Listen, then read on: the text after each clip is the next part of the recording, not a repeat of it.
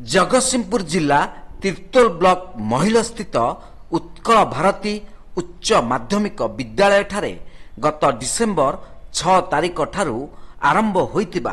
आम ओडिशा नवीन ओडिशा युव ओडिशा नवीन ओडिशा कार्यक्रम तथा नुआ ओ कार्यक्रम उद्यापित होई जाइछि। अध्यक्ष दीपक कुमार नाथ शर्मा अध्यक्षतार आयोजित उद्यापनी उत्सव में मुख्य अतिथि भावे तिर्तोलर विधायक विजय शंकर दास, मुख्य वक्ता भावे विशिष्ट नाट्यकार तथा नाट्य निर्देशक कैलाश चंद्र मल्लिक, सम्मानित अतिथि भावे वरिष्ठ सांबादिक मनोज दास, जिला संस्कृति अधिकारी दिलीप कुमार जेना, नुआ ओ कार्यक्रम मुख्य सुधीर कुमार महाती प्रमुख जोगदे युवक युवती मानक मध्यरे रहितिबा लुक्कायित प्रतिभार परिस्फुटन करने एही कार्यक्रमर लक्ष्य बोली कहितिले। एही कार्यक्रम माध्यम युवक युवती माने नृत्य, संगीत, चित्रकला, क्रीड़ा, सामाजिक कार्य आदि विभिन्न क्षेत्र में निजर पराकाष्ठा देखाई आगको जाइपारे बोली अतिथि माने कहितिले। एही कार्यक्रम को नोडाल ऑफिसर अध्यापक ब्रजकिशोर स्वाई, संतोष कुमार कानुनगो, सुशांत कुमार साहू, प्रवीण कुमार महांती, सुरेश कुमार नायक प्रमुख परिचालना करथिले।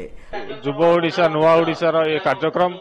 एटा कॉलेज मानकरे एथिपाई करा जाय जे हमर जो कॉलेज रो स्टूडेंट माने अछंती से केवल पाठपढ़ा नुह पाठपढ़ा सहित हमर कल्चरल एक्टिविटी रे मध्ये निजको आगु को बढ़ांतु बोली सेटा होचे माननीय मुख्यमंत्री कर गोटे प्रयास। ए माध्यम माने ए योजना माध्यम रे ए प्रयास माध्यम रे आमे छोट छोट पिला मानकर जो नाच गीत कला अच्छी एवं जो टैलेंट गुड़िक अच्छी जो सोशल एक्टिविटी जो टैलेंट गुड़िक अच्छी से गुड़ा को आगो को किपरि आसी परिबो से जो ए माननीय मुख्यमंत्री प्रयास टी आरंभ करथिले। मुख्यमंत्री नवीन पट्टनायक एक नूतन परिकल्पना एवं ये कार्यक्रम सारा ओडिशा चली एवं से क्रम आज उद्यापन दिवस आमे पाइथिलु आज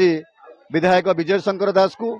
एवं जिला संस्कृति अधिकारी को निश्चित भाव में आम महाविद्यालय यह सफल होती एवं माननीय मुख्यमंत्री जो ये अभिनव प्रयास एवं या पछरे मध्य जे अछंती याकू आहुरी सुंदर भाव में ए कार्यक्रम को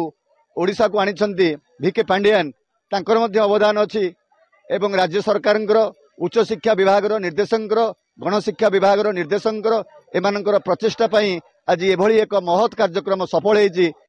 15 दिन है आमर जो युव विकास कार्यक्रम विभिन्न विभाग सामाजिक सेवा स्पोर्ट्स